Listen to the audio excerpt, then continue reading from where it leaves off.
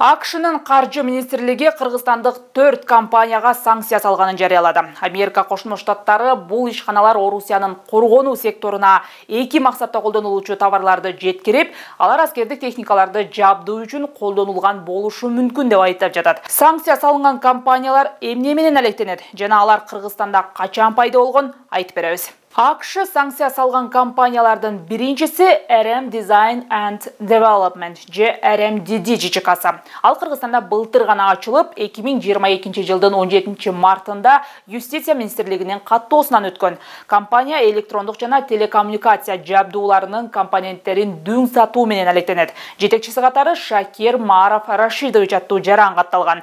Бул компаниянын сайтында алар учактар үчүн жабдууларды сатуу жана оңдоо иштери менен алектенери көрсөтүлгөн. Ачык бюджет порталынын отчету боюнча RMDD былтыр апрель айынан жыл соңуна чейин мамлекетке бажы төлөмдөрү жана салыктар үчүн 2 миллион 682 миң сом каражат төккөн.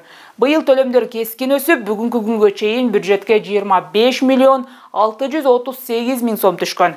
Компаниянын негизинен бажы төлөмдөрүн Манас аэропортунун бажысына жана түндүк чыгыш бажысына төгөт. Экинчиси дүң соода менен алектенген Прогресс Лидер ЖЧКсы. Анын жетекчиси Иванова Татьяна Григорьевна Кыргызстанда былтыр 25 мартта каттоодон өткөн. АКШ бул компаниянын жетекчиси Орусияда электрондук жана оптикалык жабдуулар, компьютерлер менен алектенген CIC компаниясында башкы директор экенин айтып, ишкана ошол компанияга товарларын ташып жатканы үчүн санкция киргизгенин билдирди. Ачык бюджет порталынын маалыматында бул компания былтыр ачылгандан кийин мамлекетке 1 миллион 700 миң сом салык төккөн. Анын 1 миллион 600 миңи түндүк чыгыш бажысына төгүлгөн төлөм. Быйыл жыл башынан бери бажы төлөмдөрүн жүргүзгөн эмес. Үчүнчүсү компьютерлерди жана перифериялык жабдууларды өндүргөн компаниясы. Бул компанияда Кыргызстанда былтыр 28 июнда каттоодон өткөн. Анын жетекчиси Наргиза Марселова аттуу жаран. Ачык булактардагы маалымат боюнча Марселова дагы бир нече ишканаларга жетекчилик кылат. Алардын бири дүң соода менен алектенген Пронова ЖЧКсы, экинчиси Мыйзам жана бизнес юридикалык компаниясы. АКШ бул компания Орусиядагы электрондук санариптик жабдууларды ташыган TSC компаниясы менен тыгыз иштешкенин эске алып, Орусиядагы экономиканын технологиялык секторундагы ишмердиги үчүн санкция салды.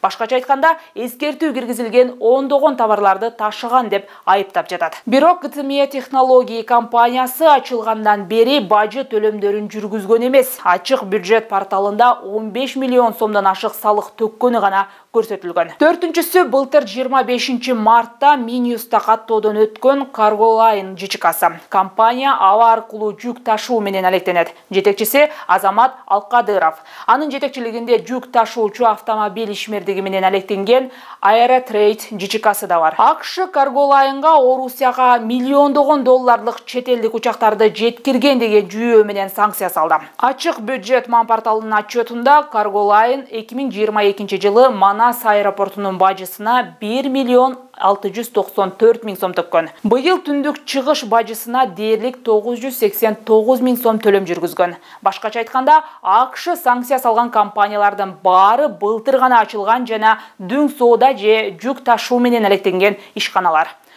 20 июлда бул санкцияларга байланыштуу Украинанын тышкы иштер министрлиги да кабатырланып жатканын билдиргени белгилүү болду.